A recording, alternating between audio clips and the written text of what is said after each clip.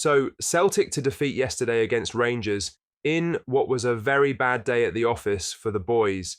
Despite this shocking result and performance, we do still sit 11 points clear at the top of the table.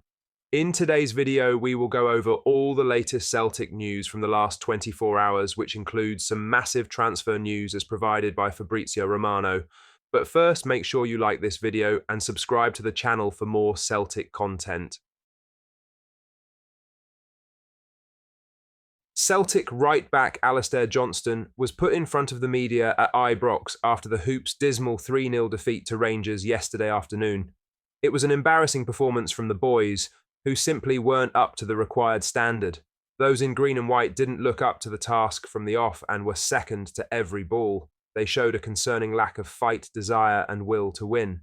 Ianis Hadji got the opener early on before Robin Proper doubled the hosts' lead just after the hour mark. Danilo came on to make it 3 in the latter stages. Johnston, who played the full 90 and was like his teammates uncharacteristically poor, sought to explain Celtic's loss after full time. The Canadian outlined the most frustrating part of the defeat. "We were just miles from our standard, unfortunately, and that comes down to us," he said. "I didn't think that we were at the races at all, and that's the most frustrating part of it. It's one of the matches that you really don't want that to happen in. That comes down to us as a group not putting in that effort right from the get-go." Brendan Rodgers and his players know they must do better on Derby Day. The game is everything for supporters, regardless of how far in front Celtic may be at the top of the Scottish Premiership. Fortunately, they still possess a healthy 11-point lead, which they will look to maintain when St Mirren come to Parkhead this Sunday. It is the perfect opportunity for the boys to immediately bounce back from Thursday's abysmal display.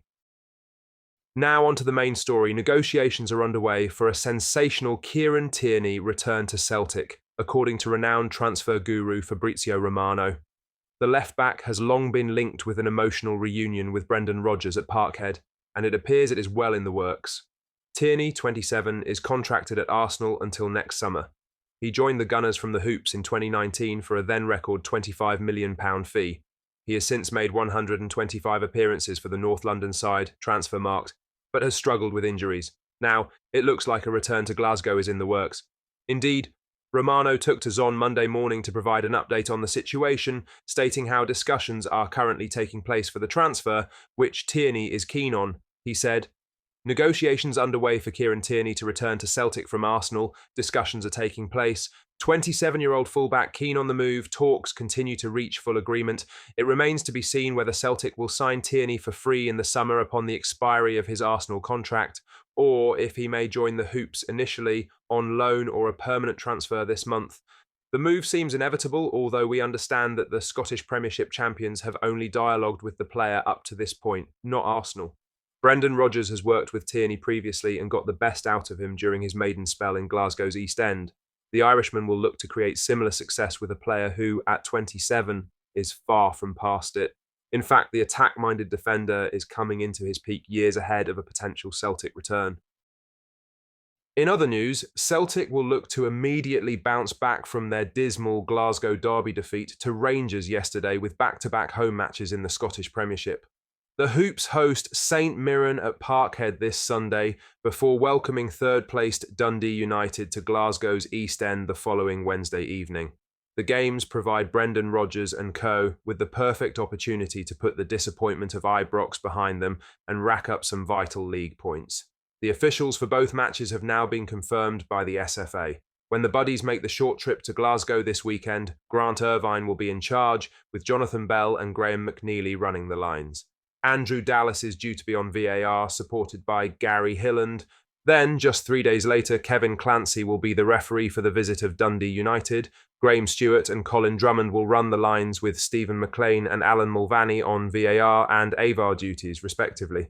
Nothing but 6 points from the upcoming duo of home games is acceptable for Celtic. They know they weren't anywhere near the required standard against Rangers, and a response is needed. It is perhaps beneficial that Scottish football does not have a winter break this season, or the boys would be left licking their wounds for at least a few weeks. Instead, they are straight back into action this Sunday with the chance to bounce back. In other news, as the clock struck midnight to signal the beginning of 2025, the January transfer window duly opened. Last year, the mid-season market offered Celtic the opportunity to bring in Nicholas Kuhn for £3.5 million and striker Adam Ida on an initial 6-month loan from Norwich City. Ida's acquisition proved pivotal in the Hoops' double success, and Kuhn has shown his true potential this season.